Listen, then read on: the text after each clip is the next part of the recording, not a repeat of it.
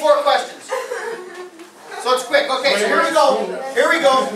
Have you always loved the Lord your God with all your heart, all your soul, all your mind, all your strength, always, ever since the day you were born, never skipped a beat, never missed a minute or a second of it? You've always fully loved God with all of who you are. Always. Yes. Yes. No. No. Yes. Yes. Yes. I don't care. Because anytime you've been selfish, you've not loved God. So, no. So you're 75%. But hey, 75 is pretty good. 75, we're still passing. Have you always loved your neighbor as yourself? You've never done anything mean to anybody else. You've never thought a mean thought about anybody else. You've never damaged anybody else. You've never excluded anybody else. You've never been nasty and sworn at somebody in traffic. No. Okay, so 50%. 50%. But okay, 50 is kind of past still, maybe. 50, right? Okay. So, have you always spoken, used your tongue properly? You've never gossiped, never slandered anybody, never sworn, never used your mouth angrily and improperly and disrespectfully, ever. Now we're down to 25%. It's getting pretty tough. How about this? Have you always given all of your time, all of your talent, and all of your treasure? So that's all of who you are. All of your energy, all of your giftedness, all of your money, all of your stuff. And you've always said it's God's. You've never been selfish with any of it. You've never wanted something improperly. You've never held something too tight. You've always been free with everything. No. So what does that leave us at? 0. 3 if my calculations are correct. 0. 0. This is human sin. It's our 0. We call it dead in sin. How much life is in dead? None. Dead in sin. Now here's the great exchange. I'm not a very good artist. We'll call this the cross. Okay. Okay? Who's Jesus? The Bible says Jesus is God. The Bible says, Jesus says it himself, I and the Father are one. We have this belief we call the Trinity. By the way, the Trinity is not an optional belief system. It is the core belief of Christianity. If you do not believe in the Trinity, I would encourage you to continue to explore and learn it, because if you're going to call yourself a Christian, this is key. It is extremely key to Christianity. Why? Because we believe that God, and it's confusing for some, is one.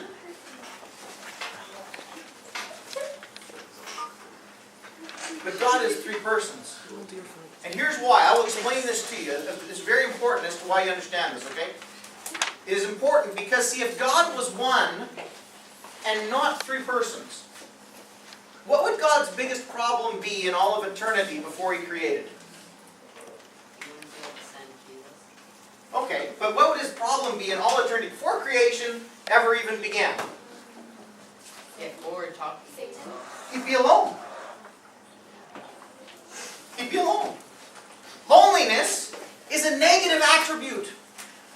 Loneliness is not good. God has no negative attributes. See, God is perfect community. God did not create because He was lonely. God created because the perfect community of God, Father, Son, and Spirit, chose to create so that we could join and experience holy community. Do you think God has a wife? No, Why? because the Bible says God doesn't have a wife. The How Bible can he have says God is the Father, Because he's God. He okay, can do anything. Son, and the Spirit. Now, here's part of the understanding. And it's tough for us culturally, because we're in a very individualistic culture, again, influenced by things like humanism, where people are supreme. You got to get that out of your mind, okay? The concepts of this go back thousands of years. Humanism is at best a couple hundred years old. It's relatively new, and it's extremely full of deceit. Okay? The concept here is this. When you have a healthy, holy relationship of three, they are differing in role. Okay? Differing in role. You find this because Jesus, being the Son, came to earth and said, I do the Father's will. Differing in role, okay? He says, I'm sending the Spirit or the Comforter after me. Differing in role. So they have different roles, but they are all equal in value. Equal in value, differing in role. Now, if I was to say, let's say, again, you got to think sometimes in old world terms. You're all my employees working on my farm. Except my son Brett back at the camera. Okay? And my wife Brenda, who's not here, but okay? So there's the three of us. Me, my wife Brenda, and my son Brett. Okay?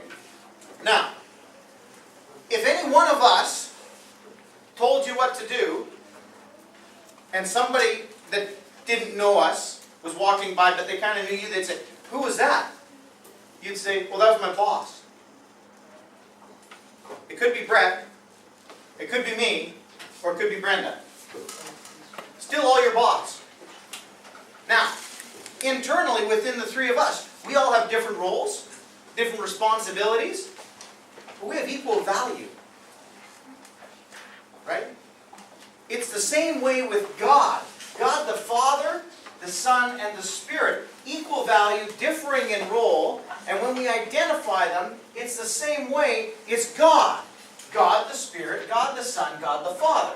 Right? Because together, they are God. It's the same concept, okay? Now, I don't expect you to come out here being, oh, I understand the Trinity. Believe me, if we ever understand the Trinity fully, we're probably in heaven. So, it's a tough one to understand, but it is a good journey to be on, and it is extremely biblical. John chapter 1 says, in the beginning was the Word. The Word is referred to always as Jesus. And the Word was with God, and the Word was God. All things were made through Him. So that's saying Jesus was back here in Genesis chapter 1 at creation.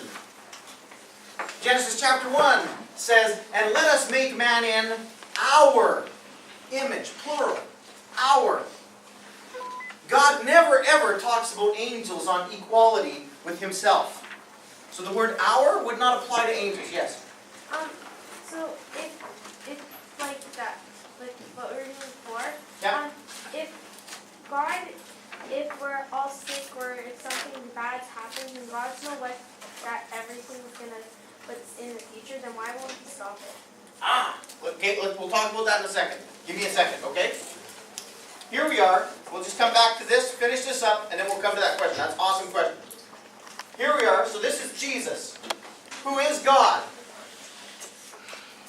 See this?